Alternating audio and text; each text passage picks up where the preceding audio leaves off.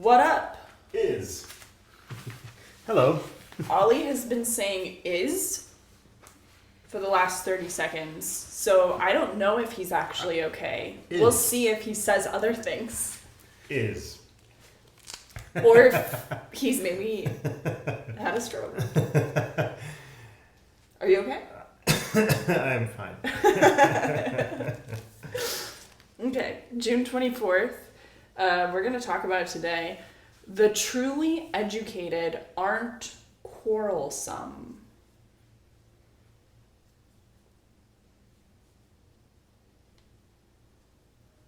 A quarrelsome is a family of quail. Oh, quail? Mm-hmm. Oh, I thought it was like a coral, like some sort of a coral. No, a quarrel is an argument.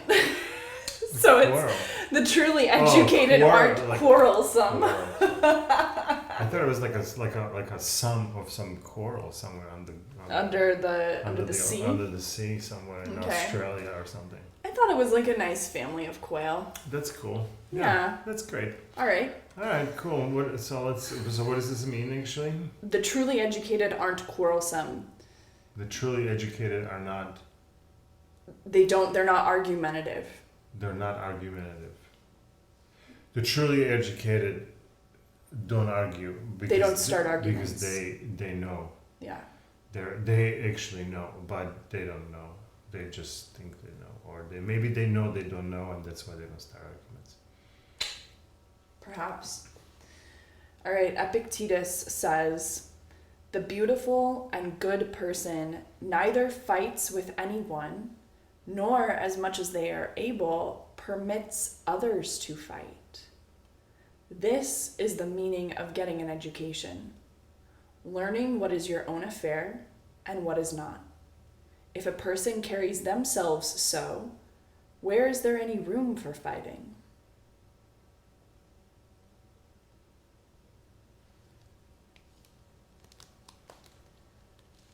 So he's saying this is the meaning of getting an education. Learning what is your own affair and what is not. Mm-hmm. And so he must mean that then in the context of a fight. Like if I am fighting with somebody, it means that I've mistaken what's my business in a situation. Mm-hmm. And I have started minding someone else's business. Mm-hmm. And I want to tell them what their business is. What their business is, or what they should do, or how they should act, all of it. Yeah. And so then it's a symptom of me not being clearly in my own task of like, this is what I can control. This is what I'm here to pay attention to and to monitor. Like these are the dials I actually have control over, turning this one up and turning this one down. And instead I'm focusing on someone else's control center. And I'm saying what I don't like about their control center. Mm-hmm.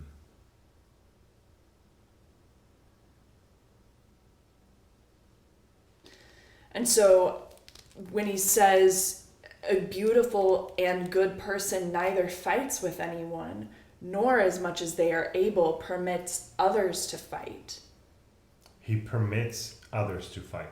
Nor as much as they are able permits others to fight. So he doesn't as much as he's able. He's trying to, as much as he's able, he's trying to prevent others to fight from fighting. And perhaps and then like how does one do that without getting pulled into the fight? And so perhaps there it's like well, with you and me knowing how important empathy is for people to like try to understand what's going on with each person and to perhaps even help them sort out what is their business and what is not. Mm-hmm. Because ultimately someone's coming into a fight needing to resolve something. They're like, something's not working here. Mm-hmm. But as long as I'm in fight mode, I will never actually get the resolution I seek from this. Mm-hmm. I can actually only get that when the fight stops and when I can kind of pull back from it and say, oh, this is my business. I actually am here to learn this and to change this about myself and to move forward in a different way, like so. And that's my job to do. And then the other person or people, that's also their job to do. And only when all of us do that and come back together is the fight resolved. And do I have the forward movement I'm looking for, so that my fights don't become this like repetitive, cyclical, having the same fight all the time kind of bullshit. And just having fights, period, because ultimately one might come to a place where like when there is a fight, that is a trigger to say, oh, wow, hold on, we are not understanding each other. So you're trying to actually, you're not trying to minimize the fight. You're not trying to not to fight. You're trying to understand, and the understanding from that minimizes that fight. And then therefore fights don't happen very often. And now you see two people, let's say, and then they are in argument, right? If you're able, you might be able to step in there if you know this stuff, and you might be able to step in there and somehow help that situation away from just bickering into more of like, hey, how can we actually move this forward? So it's like being this helpful type of listener, and yeah, because you can't solve their problems, but you can offer a hand when they don't know how to not fight or something, Only if you have that skill developed. Only if you have that skill. But it starts with like, how do I your just head ripped up in there. Yeah, but it starts so like with me. So okay, I'm gonna put this back in the me language. Yeah. So it starts with like me not fighting, and I don't have control over whether you fight or anyone else fights. And so then in a fight, like, this is the hardest part, is I can't want you to be the one to change. Yeah. That is a really difficult thing to stomach in the middle of a fight, because it's right about that time where I'm convinced that you are the problem. Yes. But why are you laughing? You do the same thing to me.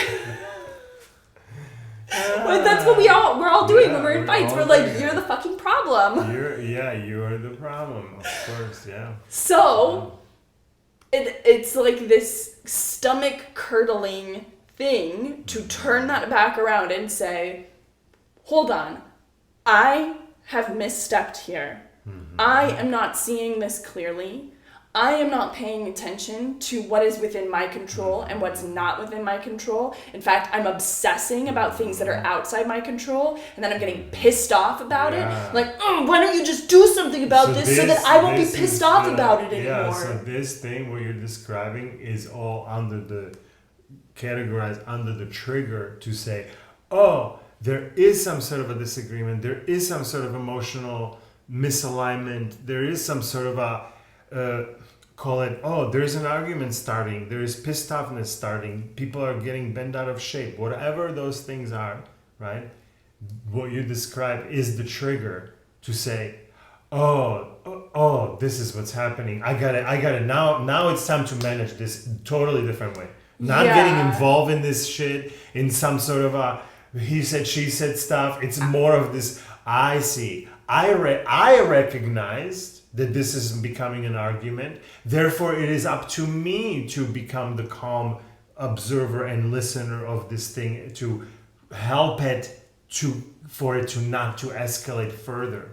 Right? Now I understand because it's like, well, why is it on me? Why is it not on the other? I don't think that. I sometimes think that. So I'm just saying, like, well, because I'm the one who noticed it, and it's like, for me, it's very clear. I found the golden nugget. Well, then it's on me to bend over and pick it up. I mean, right? Yeah. Because I want the golden nugget. Like, for me, it's very clear. Like, there's ROI. There's like clear ROI in me being the one to like manage my own bullshit, because nobody else is gonna do it for me. Yeah. Now you might not notice it, and now you might be. And what I'm also saying here is like the trigger is not this external trigger of like, oh, this person's raising their voice. Oh, we are in this argument. Like, I need to pull it back from the external trigger as much as possible of like, oh, I see. I'm trying to fight for something here, and I'm trying to fight to get this other person to change. Yeah. So I'm even saying, noticing a trigger at a deeper level than like, oh, our voices are raised,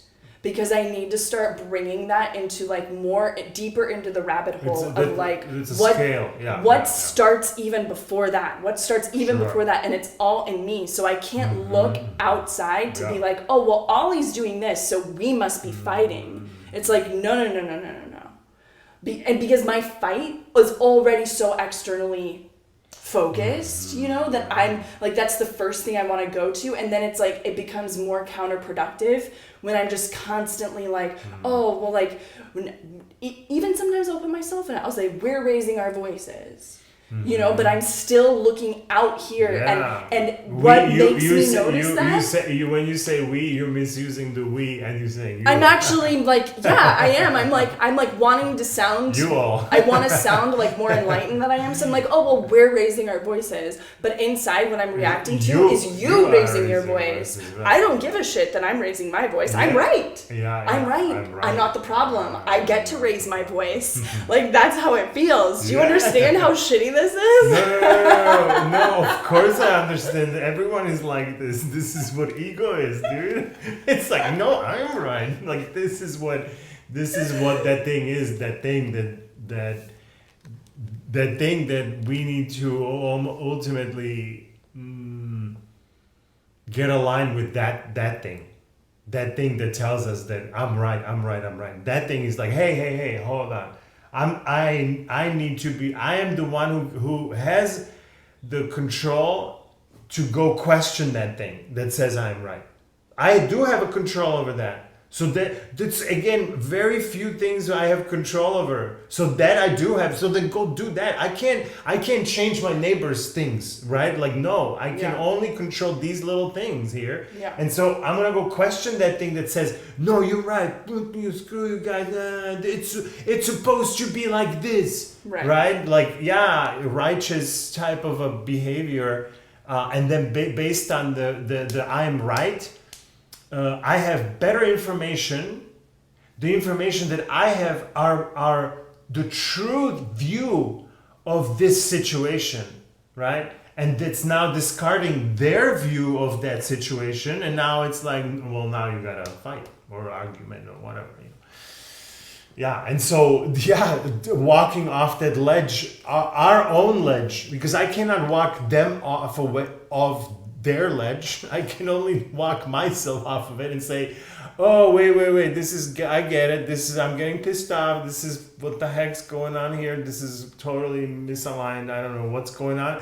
Oh, what do I do? Okay, tools. What's in my back pocket? Listening. That's in my back pocket. Try to understand what the heck are they actually trying to say. Not you trying to... Taking their words out of context and then treating them like this is the most unfair thing that, in my opinion, like we do to each other in a fight. And I'm saying we as like I think bigger group than than ourselves, but like I see this in both of us too. Is like we will interpret the other person's words in a certain way, and then we will just carry on with that assumption like that's what's really going on, and treat the other person like that is what is happening, and the other person is like totally out of the loop on this. They're like, well, no, like I meant something totally different with this sentence, but like you but now it's like in order for me to explain of what I meant, I have to say 30 sentences, but now you are not in a place of you don't even want to hear it anymore. Right, like that's the other. That's where it gets unfair. So I can't even explain that how wrong this is being, or like how misunderstood this is, and that's the tough part, because now it becomes the argument, right? So these guys are saying, don't get to that. Let's catch it earlier before that, and this is why I'm saying those are yes, you're right. They're the outside triggers of somebody's raising their voice. I might be in an argument, right? First, maybe it's the outside triggers. And then later on, maybe it is what you're describing is like, no. I noticed their loud voice, but I'm okay with it. That's totally fine. They can be loud, no problem. Oh wow, now I'm feeling something. Oh, that's what I want. Now I'm feeling like I need to be loud too. I need to be loud as well. So now I pay attention. And yes, 100%. This one or that one or both or combination or maybe because they're probably not happening at the same time. They're happening like somebody raises their voice, and then you get this arousal of these feelings or something, right? It's not, or they might be raising their voice for a minute and you're fine with it. You're like, okay, this person is upset, I get it. And now they start blaming you for something, and now you're like, well, no, I'm not okay with that, right? And now it's like you were okay with the raised voice for some time, but now the raised voice is starting to saying something that's like touching some buttons, right? And so now you're getting involved, right? And so now that's the time to say, oh, these are buttons being pushed, and I need to actually listen now instead of, and it's hard because, yeah, of course it's hard. It's like, oh, I have to be the one who's gonna be the listener when you are the one who doesn't understand. Yes, that's actually the stupid kicker. Like to actually like take the high road of some sort, because they don't know what they don't know, right. And so you need to be just like. And it's frustrating because you think of yourself that you also don't know. So then it becomes this weird, I mean, and it's not just like, well, that person doesn't know and I do, so then therefore I need to do it. It's like, no, my life gets better for myself when I do this. Mm-hmm. So like, why wouldn't I do this? Why wouldn't I do it? Yeah. Like, do I just want shitty relationships my entire life? Is that what I'm after? or just kind of like, hey, even I also like it's almost like a challenge. Yeah, I can think about it as a challenge. Like oh wow, this situation is completely out of hand. Can I bring this back somehow? Right, and like that's sometimes that happens. Yeah, for sure, right? Gamify it. Like gamifying. Like can I figure out how to like walk these people off the edge or walk myself off some edge or something. Yeah, not that's not the default. That just sometimes happens. When I feel like when I'm aware of that it's happening. When I'm not aware of it, now I'm in the suit up in the battle gear. Yeah. All right, let's see what Ryan's got for us. Coolio. Ryan says, Socrates famously traveled around Athens, approaching the people he disagreed with most and engaging them in long discussions. In these discussions, or what record we have of them, there are many examples of his conversation mates getting exacerbated, upset, or aggravated by his many questions. Indeed, the people of Athens eventually got so upset, they sentenced Socrates to death. And he was just asking them questions. But Socrates never seemed to get him upset himself. Even when talking about matters of life and death, he always kept his cool. He was much more interested in hearing what the other person had to say than making sure he was heard, or, as most of us insist upon, winning the argument. The next time you face a political dispute or a personal disagreement, ask yourself, is there any reason to fight about this? Is arguing going to help solve anything? Would an educated or wise person really be as quarrelsome as you might initially be inclined to be? Or would they take a breath, relax, and resist the temptation for conflict? Just think of what you could accomplish and how much better you would feel if you could conquer the need to fight and win every tiny little thing. Yeah, the fighting to win. That's probably what gets us into trouble in the first place, into those fights, right? There's some sort of internal. It's not even like I'm keeping points or something, but it seems like there is some sort of a point keeping. But if you ask me how many points do you have, I have no idea. But I want to put the next one on the board of I want it or something, Dunk it. Yeah. Yeah. It's interesting. one of the wellness workouts at work. I don't know like what we were doing, but it was like, what's like one stressor in your life that like you notice like measurably takes out of your like good juju. And I don't know why I wrote this down, but I just wrote down like the I'm right communication style. And I don't know, it was just like very clear to me of like, anytime I'm like, I need to be right or I need to be heard even, like I feel like me being heard is like a variation of I'm right. But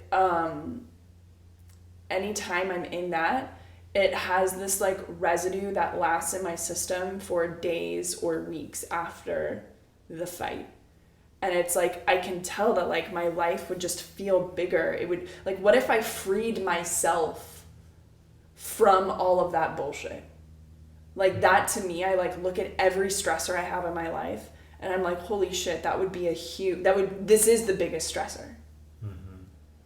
And like, thank God that I'm in a situation where this is my biggest stressor, but this is my biggest stressor. So like, I have to take it seriously.